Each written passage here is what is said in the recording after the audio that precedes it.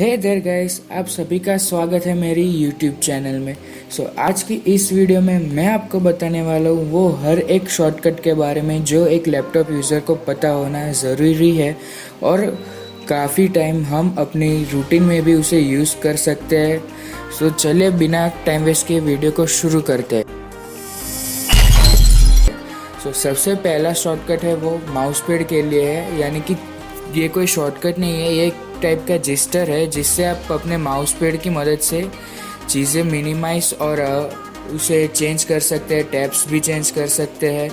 तो ऐसा है, तो सबसे पहले जो है माउस पैड का ऐसा माउस पैड है उसमें राइट क्लिक नहीं दिया होता है, तो पता होता है नीचे के एज पे राइट साइड क्लिक करके हम राइट पैनल ओपन कर सकते हैं। लेकिन कई लोगों को ये पता नहीं होता कि दो उंगलियों टैप करने से भी हम राइट पे रिफ्रेश वाला जो मेनू है उसे खोल सकते हैं। ये एक हो गया। फिर क्या होता है, ये जो मल्टी जिस्टर टच पैड है उस पर अगर हम 3 उंगलियों की मदद से जैसे ही टैप करेंगे तो आपके सामने सर्च बार खुल जाता है ऐसा, जिससे आप सर्च करके कुछ भी खोल सकते हैं। फिर क्या, एक्शन सेंटर के लिए, यानी कि जो हमारा नोटिफिकेशन सेंटर है उसे खोलने के लिए 4 उंगलियों को एक साथ टैप करने से हमारा नोटिफिकेशन का सेंटर खुल जाता है। और उसके बाद हम इसकी मदद से टैब भी स्विच कर सकते हैं। जैसे कि मैं इधर 2-3 टैब खोल लेता हूँ। ये मैंने 2-3 ये जो है टैब खोल लिए है। ये ब्राउज़र हो गया, एज हो गया। तो अगर काफ़ी सारे विंडोज़ एक साथ खुली हुई है और उसे अगर मिनिमाइज़ करना है, सभी की सभी को एक साथ मिनिमाइज़ करना है, तो आपको क्या करना है, सिंपली 3 फिंगर को टॉप से बॉटम लाएंगे तो वो तुरंत मिनिमाइज़ हो जाएगी। और अगर रिवर्स करेंगे तो सारी की सारी ओपन हो जाएगी। आप देख सकते हैं ये सभी फिर से ओपन हो चुकी है। तो इस प्रकार से इसका कुछ जिस्टर है। तो ये सारे मैंने मिनिमाइज कर दिया। अब बात आ गई टैब स्विच की। तो 3 उंगलियों से अगर हम राइट टू लेफ़्ट स्विच करते हैं तो हमें टैब स्विच का ऑप्शन मिल जाता है। ओके, तो ये हो गया टच पैड के लिए। तो चलिए अभी कीबोर्ड के शॉर्टकट के बारे में बात कर लेते हैं। तो सबसे पहले हम बेसिक से स्टार्ट करेंगे, जो रूटीन में सबको पता होता है यूजुअली ये शॉर्टकट्स। तो सबसे पहला शॉर्टकट्स है Ctrl+C और V, जो कॉपी और पेस्ट के लिए यूज़ होता है। तो जैसे कि आप इधर स्क्रीन पर देख सकते हैं, इधर मैं लिख रहा हूँ हेलो।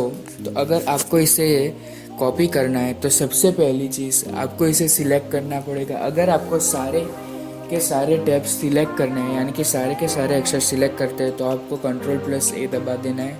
देख लिया आपने, वो सिलेक्ट हो चुका है। फिर आपको Ctrl+C दबाएंगे तो ये सिर्फ कॉपी होगा। और अगर आप इसे नीचे लाके Ctrl+V दबाएंगे तो ये पेस्ट हो जाएगा। और ऐसे ही कट और पेस्ट होता है। जैसे कि मैं Ctrl+X दबाता हूँ तो ये पूरा का पूरा जो टेक्स्ट है वो कट हो चुका है। और इसे मैं अभी Ctrl+V की मदद से पेस्ट करता हूँ तो वो पेस्ट हो जाएगा। जैसा था वैसे ही, मैं जैसे कट किया था वैसे ही पेस्ट हो जाएगा। तो ये हो गया नंबर 1 शॉर्टकट। सेकेंड नंबर का शॉर्टकट ये है कि Windows+D दबाने से आपके जितने भी टैब्स ओपन हैं वो सारे के सारे मिनिमाइज हो जाएंगे एक साथ। तो ये भी काफ़ी यूज़फुल शॉर्टकट है, जो काफ़ी मल्टीटास्किंग या फिर कुछ ज़्यादा ही टैब्स ओपन रखते हैं। फिर Alt+Tab दबाने से हम टैब के बीच में स्विच कर सकते हैं, जो भी टैब चाहिए उसे सिंपली ओपन कर सकते हैं। और उसके बाद आता है Windows+W एंड Windows+T। ये बेसिकली वो टैब है जो ब्राउज़र के लिए है, यानी कि अगर आप Ctrl+T दबाओगे तो एक नया टैब ओपन हो जाएगा। और उसी तरह से Ctrl+W दबाओगे तो वो जो आपका करंट टैब है वो बंद हो जाएगा। और एक और जो ब्राउज़र के बारे में काफ़ी यूज़र के साथ हुआ है, जो पुराने पीसी है वो कभी भी बंद हो जाते हैं, तो वो जब रिस्टार्ट करते हैं तो उसके ब्राउज़र के सारे जो टैब्स है वो क्लोज़ हो जाते हैं। ऑब्वियसली शटडाउन होगा तो क्लोज़ होगा। तो एक और शॉर्टकट है जिसकी मदद से आप अपने ब्राउज़र में बंद हो गए टैब को वापस ला सकते हैं। तो जैसे कि मैंने इधर 3-4 टैब खोल लिए हैं, आप देख सकते हैं कि सारे लोड हो रहे हैं। उसके बाद अगर एक्सीडेंटली मेरा पीसी शटडाउन हो जाए और जैसे कि मैंने इधर एज को पूरी तरह से क्लोज़ कर दिया और फिर मैं खोलता हूँ, तो आप देख सकते हैं ये जो न्यू टैब पे खुल रहा है। अगर आपको अपने पुराने टैब्स वापस चाहिए तो एक शॉर्टकट है जो Ctrl+Shift+T दबाने से आपके पुराने सारे के सारे टैब फिर से लोड हो जाएंगे। आपको उसे फिर से फाइंड करने की कोई ज़रूरत नहीं है या फिर हिस्ट्री में जाके कोई ज़रूरत नहीं है। सिर्फ कंडीशन इतनी है, जो टैब्स अभी ओपन है अगर इसी कंडीशन में आप क्लोज करते हो तो सिर्फ वही टैब्स वापस आएंगे। अब हम न्यू फोल्डर के बाद शॉर्टकट के बारे में बात करते हैं। अगर आप जानते हो तो डेस्कटॉप पे न्यू फोल्डर काफ़ी लोगों को बनाना आता है, जैसे कि राइट क्लिक करके न्यू में जाके ये फोल्डर पे क्लिक करके आप नया फोल्डर बना सकते हैं। लेकिन आपको टाइम बचाना है, फटाफट काम करना है, तो आपको एक साथ Ctrl, Shift और N को दबाना है, जिससे एक नया फोल्डर क्रिएट हो जाएगा ऑटोमेटिकली। तो ये एक शॉर्टकट था। फिर एक शॉर्टकट आता है डिलीट करने का।